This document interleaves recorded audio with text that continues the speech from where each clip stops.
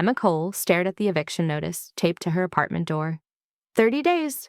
She had 30 days to come up with 3 months of back rent, or she and her 7-year-old daughter Lily would be on the street. She pulled the notice down quickly before Lily could see it and stuffed it into her purse. Inside their small apartment, Lily was doing homework at the kitchen table, completely unaware that their entire world was about to collapse. "Mom, can we have spaghetti tonight?" Lily asked, looking up with those bright blue eyes that reminded Emma so much of her late husband. "Of course, sweetheart," Emma said, forcing a smile. She had exactly $12 in her bank account and another 40 in cash. Spaghetti it was. Again. 3 years ago, Emma's life had been completely different. She'd been married to Ryan, they'd owned a small but comfortable house, and Emma had been building her dream. A custom cake business called Sweet Moments. She'd been getting regular orders for weddings and birthdays, building a reputation for intricate designs and flavors that made people cry with happiness. Then Ryan had died suddenly. A heart attack at 32. No warning, no chance to say goodbye. The medical bills, the funeral costs, the mortgage payments she couldn't make alone. Everything had crashed down at once. She'd sold the house, moved into this cramped apartment, and watched her business slowly die because she couldn't afford the commercial kitchen space anymore. Now she baked cakes in her apartment kitchen, which was technically illegal, and took whatever orders she could get. But it wasn't enough. It was never enough. Her phone buzzed. A text from her sister Claire. "Did you call First National about the small business loan?" Emma's stomach tightened. The loan! Her last hope. She'd applied 3 weeks ago, a small business loan that would let her rent a proper kitchen space, buy professional equipment, and actually grow her business into something sustainable. The bank had called yesterday and left a voicemail. They wanted to do a phone interview today at 2 p.m. to discuss her application. Emma checked the time. 1:55 p.m. She pulled out the crumpled paper where she'd written down the phone number. Her hands were shaking as she dialed. This was it. This was her chance to save everything. The phone rang once, twice. "Hello?" A man's voice answered. Deep, professional, but with a hint of warmth.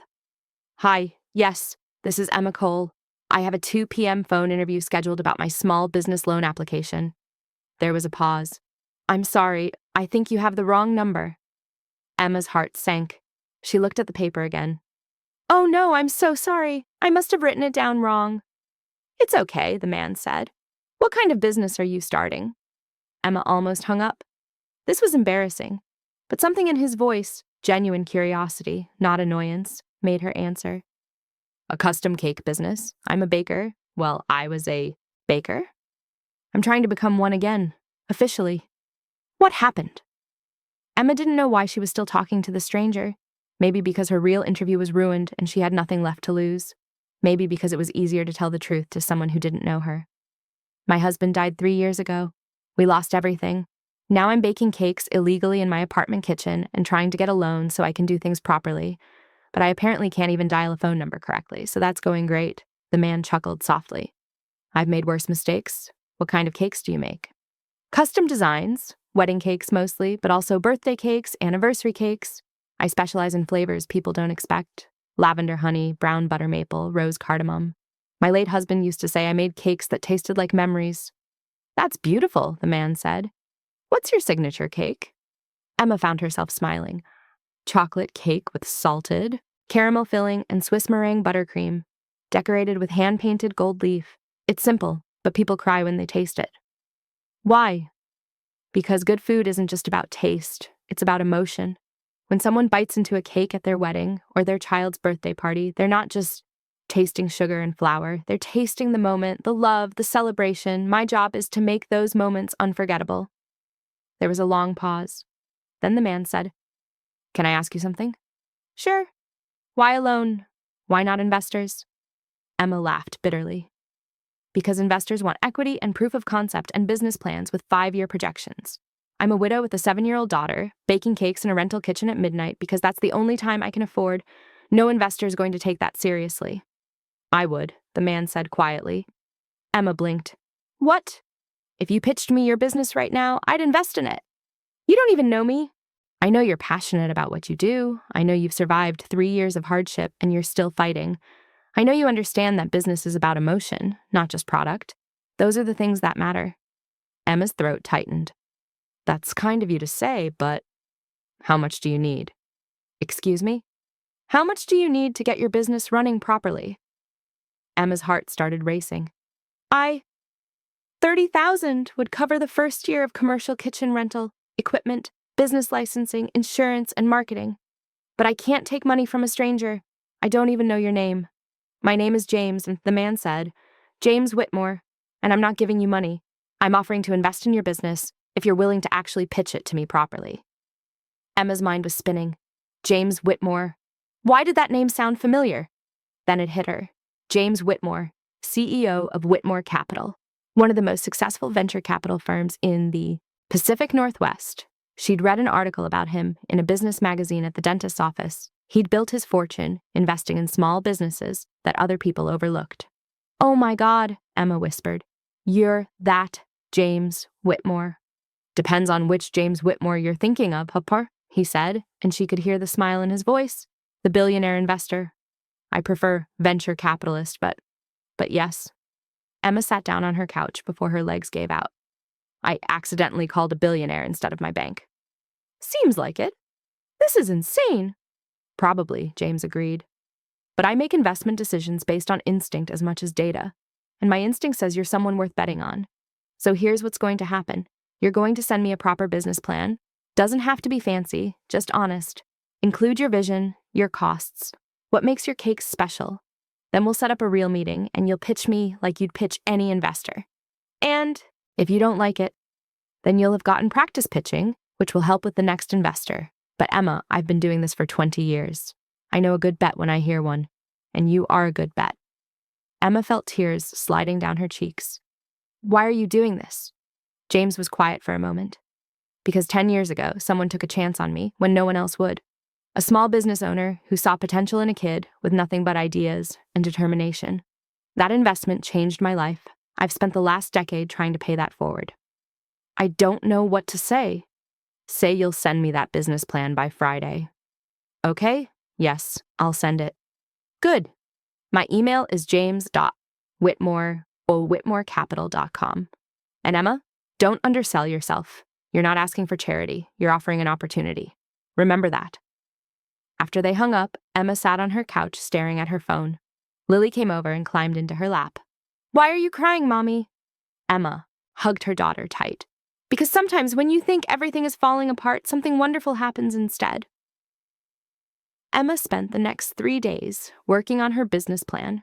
She wrote it at night after Lily went to bed, fueled by coffee and hope and the terrifying possibility that this might actually work. She included everything. Her vision for sweet moments, not just a bakery, but an experience, a place where people could work with her to create cakes that told their stories. She included her signature recipes, her pricing strategy, her marketing plan. She was honest about her struggles, about learning to bake in her grandmother's kitchen as a child, about how baking had been her escape after Ryan died, the one thing that made sense when nothing else did, about how every cake she made was a promise to her daughter that they were going to be okay. On Thursday night, she sent it to James's email with a message. Mr. Whitmore, thank you for giving me this chance. Attached is my business plan for sweet moments. I hope it shows you what I couldn't quite express on the phone, that this isn't just about cakes. It's about creating joy in a world that often feels too heavy. Thank you for seeing potential in a wrong number. Emma Cole. She hit send before she could second-guess herself. James replied 3 hours later. Emma, I read your plan twice, once as an investor, once as a human being. Both times I was moved. Let's meet. Are you free Saturday at 10 a.m.? I'll come to you. I'd like to see your operation, even if it is technically illegal. Emma stared at the email. A billionaire wanted to visit her tiny apartment to see her makeshift bakery. She replied, Saturday works. Fair warning. My operation is a disaster, but the cakes are good. James, the best businesses usually start as beautiful disasters. See you Saturday. Saturday morning, Emma cleaned her apartment like her life depended on it, which, in a way, it did. Lily helped, excited that someone important was visiting. Is he really a billionaire, Mom?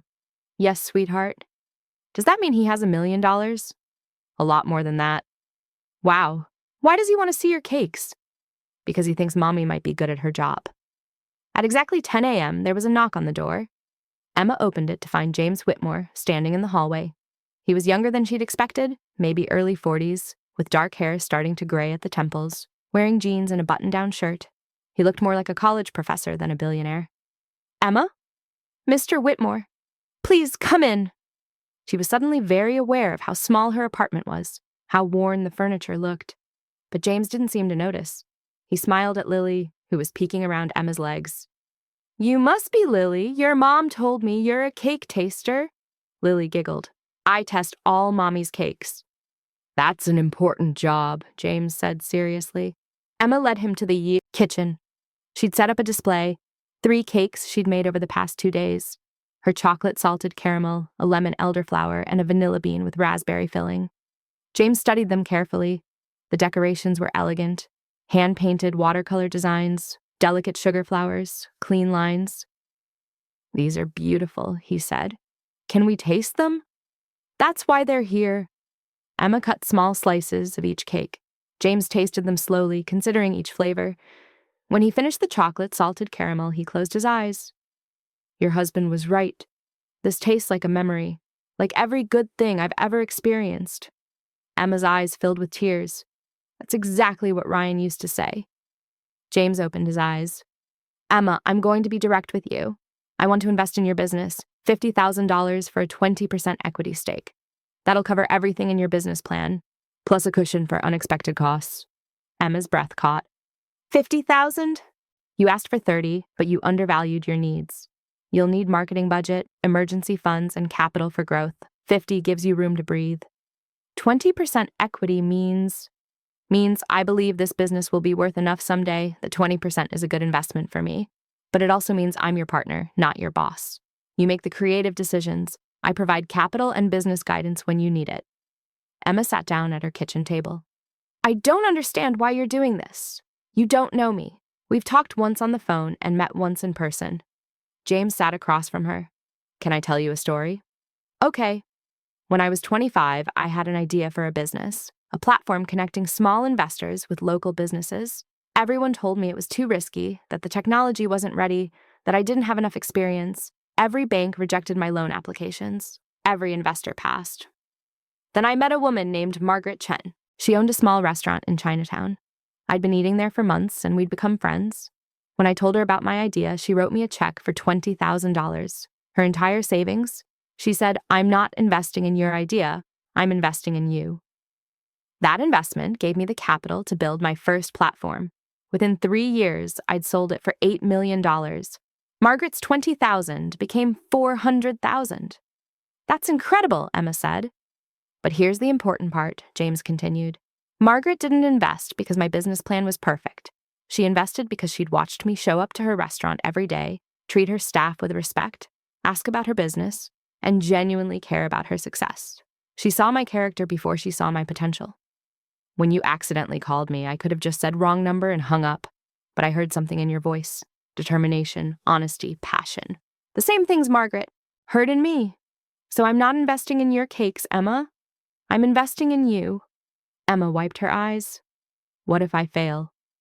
"Then you fail, but I don't think you will. You've survived 3 years of hell and you're still fighting. That's not someone who gives up easily." Lily tugged on James's sleeve. "Are you going to help my mommy?" James smiled at her. "If your mommy says yes, then yes, I'm going to help." Lily looked at Emma. "Say yes, Mommy." Emma laughed through her tears. "Okay, yes, let's do this." James pulled out a folder from his bag. "I had my lawyer draw up a simple investment agreement. Take your time reading it. Have a lawyer look at it if you want. No pressure." Emma read through it carefully. It was straightforward. $50,000 for 20% equity, with clauses protecting her creative control and ensuring she remained the majority owner, even if she needed additional investment later. "This is incredibly generous," Emma said. "It's fair," James corrected. "Now, assuming you sign, we need to talk about next steps. First, finding you a commercial kitchen space. I have some contacts who own properties that might work. Second, getting you properly licensed and insured. Third, building a website and social media presence. And fourth, Emma prompted. Fourth, we're going to enter you in the Pacific Northwest Cake Competition next month. It's a big deal. Judges from major bakeries, media coverage, and a $10,000 prize. Even if you don't win, the exposure will be invaluable. I can't compete in that. The entry fee alone is $500. Consider it a business expense, James said. I've seen your work. You belong in that competition. Emma felt like she was dreaming. 24 hours ago, she'd been staring at an eviction notice. Now a billionaire was investing in her business and entering her in prestigious competitions. I don't know how to thank you, she said. Thank me by building? Something amazing, James replied, and by paying it forward someday when you're successful and some struggling entrepreneur needs help. Over the next month, Emma's life transformed. James helped her find a commercial kitchen space, a shared facility where multiple food businesses rented time. It was clean, professional, and affordable. She got her business licenses, her insurance, her food handler's permits. Everything was suddenly legal and legitimate. James also introduced her to a marketing consultant who helped her build a website and social media presence. Within 2 weeks, Sweet Moments had an Instagram account showcasing Emma's work, and orders started coming in. Real orders, from people who wanted custom cakes and were willing to pay what they were actually worth. The Pacific Northwest Cake Competition was held on a Saturday in downtown Seattle. Emma had spent 2 weeks planning her entry, a 4-tier cake with each tier representing a season, spring flowers, made of sugar, summer berries, autumn leaves and gold leaf, and winter snowflakes and royal icing. The theme was transitions, and Emma had poured everything into it. This cake was about her own transition, from loss to hope, from surviving to thriving, from barely making it to building something real. James came to watch, bringing Lily with him. He'd offered to watch her for the day, giving Emma space to focus. When the judges announced the winners, Emma held her breath. 3rd place went to a bakery from Portland. 2nd place went to an established Seattle cake artist. 1st place, Emma Cole, Sweet Moments Bakery. Emma's hands flew to her mouth. Lily screamed with excitement. James was clapping, his smile genuine and proud. Emma walked to the stage in a daze, accepted the trophy and oversized check, and somehow managed to give a coherent acceptance speech about how this cake represented new beginnings and second chances. Afterward, a woman approached her. Ms. Cole, my name is Patricia Reeves. I'm the buyer for Bellevue Weddings, the largest wedding planning company in Washington. I'd like to discuss a partnership, having you as one of our preferred cake vendors. Emma's eyes widened. Really? Your work is exceptional, and that speech about second chances resonated with me. I think our clients would love to work with you. They exchanged cards. As Patricia walked away, Emma turned to James. Did you arrange that? I didn't, James said honestly, but I'm not surprised. Talent attracts opportunity. You just needed to be in the right room. By the end of the day, Emma had 5 new clients, a potential major partnership, and her name in every local food blog covering the competition. That night, after Lily was asleep, Emma called James. Thank you, she said, for everything, for taking a chance on a wrong number. Emma, you need to stop thanking me. You did this. I just provided capital. You provided the talent, the determination, the heart. That's what made this work. Still, you changed my life. No, James said gently. You changed your life. I just helped you see that you deserved the chance to try. 6 months later. Sweet Moments had moved from the shared commercial kitchen into its own small storefront. Nothing fancy, just a little shop with a display case, a few tables, and a working kitchen visible through a glass wall so customers could watch Emma create. Business was thriving. The partnership with Bellevue Weddings had brought steady, high-end clients. Emma had hired 2 part-time assistants. She'd even started teaching weekend cake decorating classes for extra income. Most importantly, she'd paid her back rent, moved into a better apartment, and had enough saved that she wasn't afraid every time an unexpected bill arrived. James stopped by the shop on a Tuesday afternoon. Emma was decorating a wedding cake, white fondant with hand-painted blue hydrangeas. That's beautiful, James said. Emma smiled. Thank you. It's for a wedding this weekend. The bride saw my competition entry and had to have something similar. How's business? Good. Really good. Actually, I wanted to talk to you about something. Emma set down her piping bag.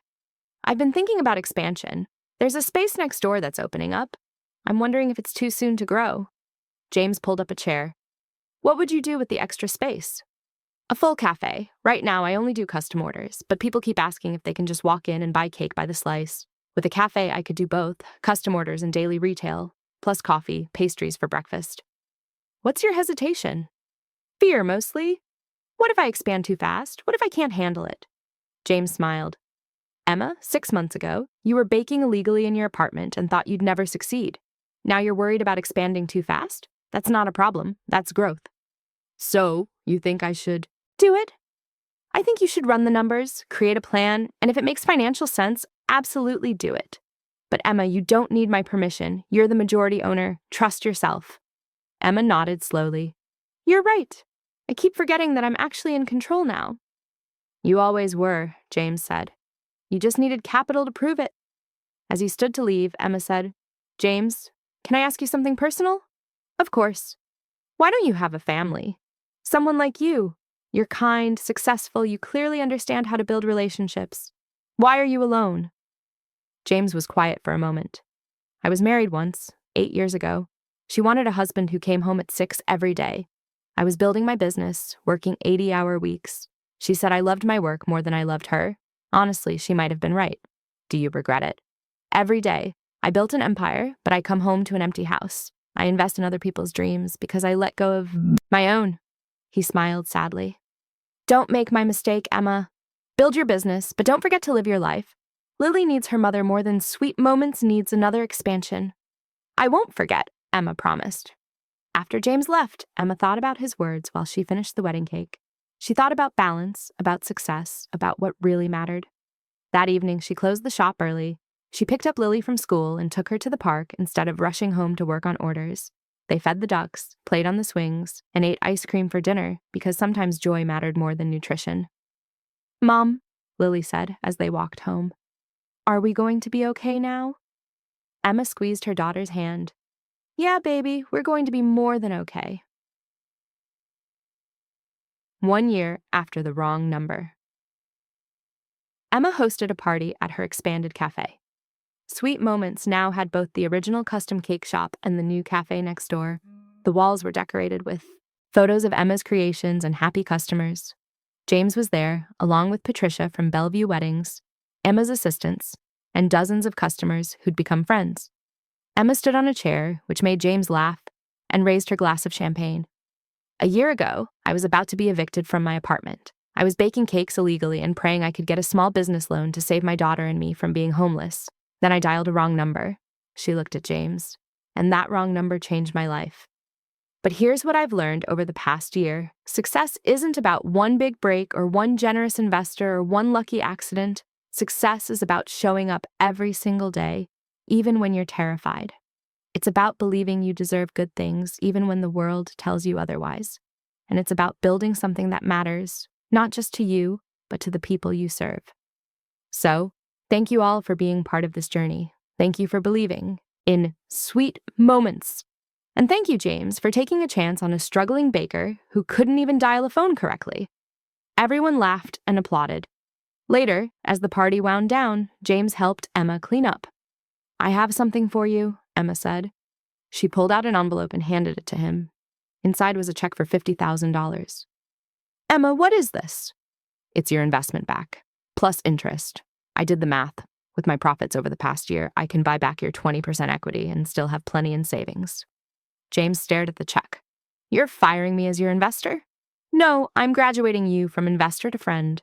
You've been both, but I think we both know this was never really about the money. James folded the check and handed it back. I'm not taking this. James, Emma, that 20% isn't just equity. It's a reminder that I was part of something good, that I helped build something real. Every quarter when I see the profit reports, I remember that taking chances on people pays off in ways that have nothing to do with money. But don't you want your investment back? My investment already paid off, James said. It paid off every time I see your daughter smile because she's not worried about where she's sleeping. It paid off every time I see photos of happy couples cutting into your cakes at their weddings. It paid off today, watching you celebrate success you built with your own hands. Emma's eyes filled with tears. You're a good man, James Whitmore. I'm a man who got lucky with a wrong number, James corrected. Just like you did. As James left the cafe that night, he pulled out his phone and looked at his contacts. The listing for Emma still said, wrong number, Emma Baker. He smiled and changed it to best investment ever, Emma. Because sometimes the wrong number is exactly the right one, and sometimes the biggest successes come from the smallest accidents. 5 years later, Emma owned 3 Sweet Moments locations across Washington state. Lily was 12 now, already learning to bake alongside her mother and talking about culinary school someday. James still owned his 20% equity, which was now worth considerably more than his original $50,000 investment. But more importantly, he'd found in Emma and Lily the family he'd been missing. They had Sunday dinners together. He attended Lily's school events when Emma couldn't. And Emma had become one of his closest friends, someone who understood that success meant nothing without people to share it with. One Sunday, over dinner at Emma's house, Lily asked, "Uncle James, do you ever wish you dialed the wrong number instead of Mom?" James laughed. "All the time, Lily, all the time." "Would your life be different?" "Completely different. I'd probably be sitting in my empty house right now, working on a Sunday, eating takeout alone, and wondering why success felt so hollow." "Do you still wish you had a family?" Lily asked innocently. James looked at Emma, then at Lily. "I do have a family. Maybe not the traditional kind, but it's the one I needed." Emma squeezed his hand across the table. "We're glad you were paying attention when your phone rang." "Me too," James said. "Best wrong number I ever answered." Looking back, would you have taken a chance on a stranger who dialed you by accident? Or would you have said wrong number and moved on with your day?